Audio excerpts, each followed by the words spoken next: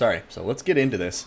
It does look like Tank's army will be the same one we saw last time, so I'm not going to spend too much time going over it. You know, you got the Rattling Guns, the Warplock Giselles, the 3 Rat Ogres, 2 Warp Lightning Cannons, and a whole lot of chaff with some Ixchus Triads. Oh, it's actually, this time he has the Cullen-Vulcan Tail Slashers. He also has the Ixchus Triads as well, but still the same hero loadout.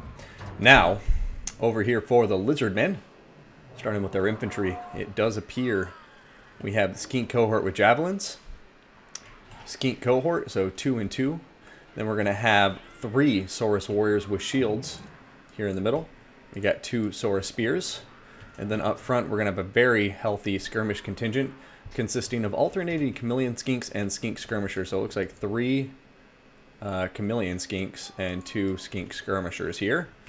Now, for the mobility and monster power here, we've got some Feral Cold Ones on the right flank. We have a Feral Bastillodon on the right flank as well. To the rear, we're going to have some more Feral Cold Ones, and then another unit of Feral Cold Ones on the left flank with the Feral Bastillodon supporting it. Other than this, we just have the Lord, and it's going to be Tenenhuan. Wait a minute. This is almost the same build as we saw the other player bring, but interesting. Okay, so we got Tenenhuan on top of his Horned one. He will be bringing the Summon for the Manticore, Flock of Doom, and Arcane Conduit. So that rounds out the Lizardmen force. Funny that we're seeing Tenenhuan again here. Hopefully he doesn't get shot to death by the Warp Lightning Cannons, as we saw him do with a great sense of alacrity in the last Skaven Lizardmen battle.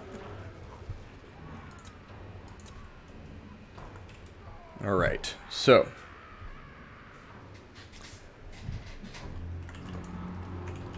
the Skaven are going to begin pushing up the hill. Makes sense. Want to take the high ground here.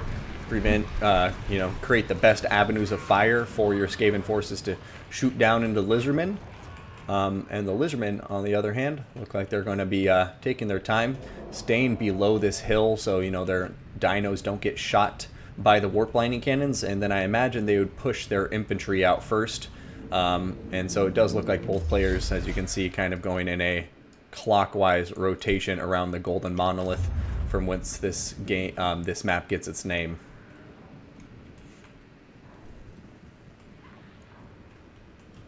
Chameleon Skinks are going to come out here.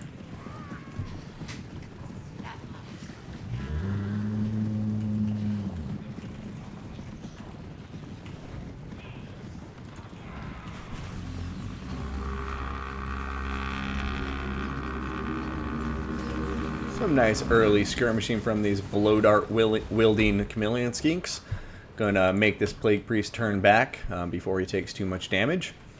And I'm really curious to see how this one works out. I think, the Skaven clearly have the firepower to kill those dinos and feral cold ones, but this Lizardman army has a lot more infantry than the last one they faced. And I think the infantry could make the difference here, so only time will tell, of course, but let's see what's happening. And so far, the Warp Lightning Cannon's not doing the most damage, but now the Warplock Giselles are opening up, and that's when the pain should start coming in. But I really like that we're seeing Pacifist Warlord here, making sure he shores up his line. He's not going to go in with one side of his army completely unsupported by the other.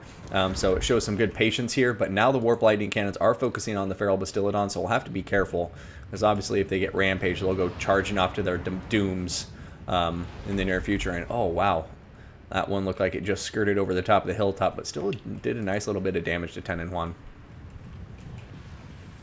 Alright, Rattling Guns firing away, Chameleon Skinks getting slowed down, and now we have Skaven Slaves trying to catch them.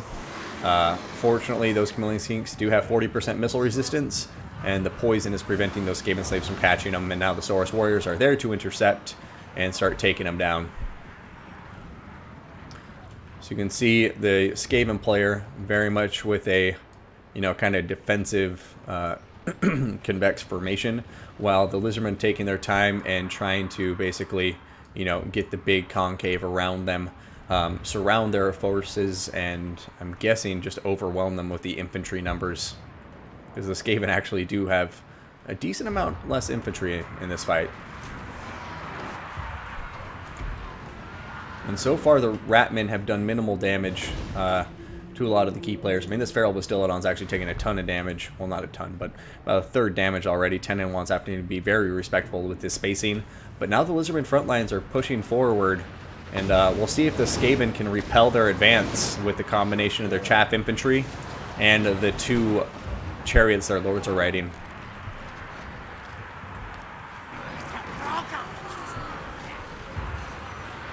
Skink versus Slave, Saurus versus Clan Rat.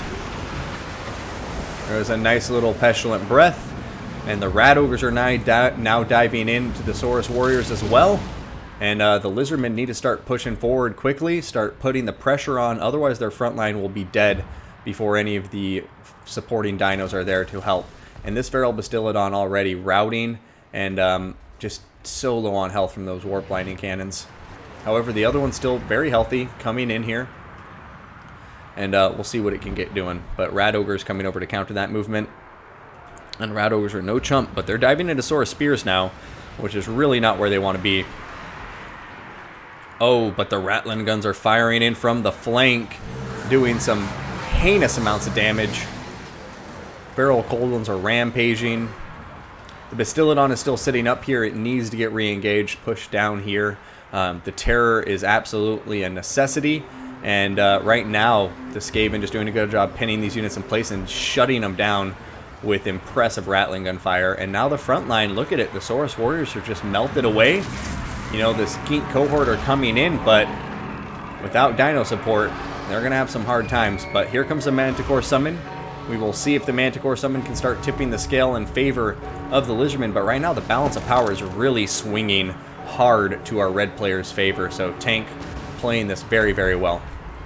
But, ooh, Feral Manticore coming in, and now the Feral Cold Ones are on top of these guys, rampaging. Oh, no, but there they go for the rout. Otherwise, I think they had a good thing going there for just a moment. But I have to say, the Skaven have done a wonderful job of keeping their firing units online. And even now with Skink Cohort getting on top of these Ratling Guns, they're just having a bad day. They're wavering. They're not sure if they can win this fight. And the balance of power just continues to swing in favor of the Skaven at this point in the fight.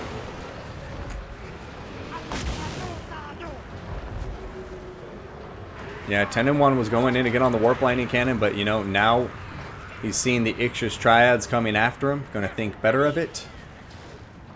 And yeah, just looking around the battlefield, you can just see so much of the Lizardman army has been repelled, and it's just getting shot down now.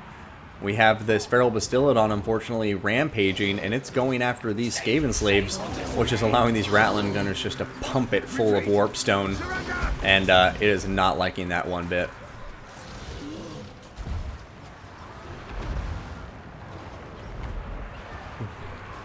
Oh, but look at this. Have they been tied up now? We have Skink Cohort once again on top of the the Ratling Guns. Will they be able to do enough damage? But the Rat Ogres are here to support. You got Skaven slaves chaffing it up. And yeah, at this point, I think the writing is on the wall. And we'll probably be seeing a Skaven victory here unless something miraculous happens. As 10 and 1 is routing. He got his Manticore Summon off, thankfully, but even with the Manticore Summon, I just don't see him getting enough damage done at this point to swing the battle in his favor.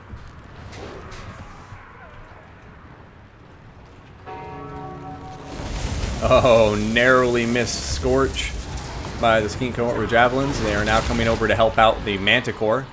10 and 1 is going to continue routing once again, and Feral Bastiladon is coming in to try to help rout these Ratling Guns. Saurus Spears are now in combat with Rat Ogres, so that's actually going to be a good engagement for them. Terror kicking on the Ratling Guns, so who knows, you know, maybe something can happen here. But yeah, 10 and 1's gonna have to stop routing and, you know, be able to regain his composure for any chance for the Lizardman leadership to hold together, I think. And now, as long as he stays behind the lip of this hill, he should be safe. And it looks like he's gonna do just that. Oh, ooh, they hit the tree, thankfully. He probably wants to pull a little bit further that way, but you know, looking across the battlefield, what can the Lizardmen do? They may be able to do this. I'm not sure. Feral Bastiladon, if the Saurus Spears come over here and support it against these Rat Ogres. But once the Feral Manticore falls off the field and it looks like its summon time is coming up, then I think the balance power is just going to get out of hand. And the Skaven are going to take it from there. There go army losses. And we have a Skaven victory, ladies and gentlemen. Tank flexing those Skaven muscles against the Lizardmen once again.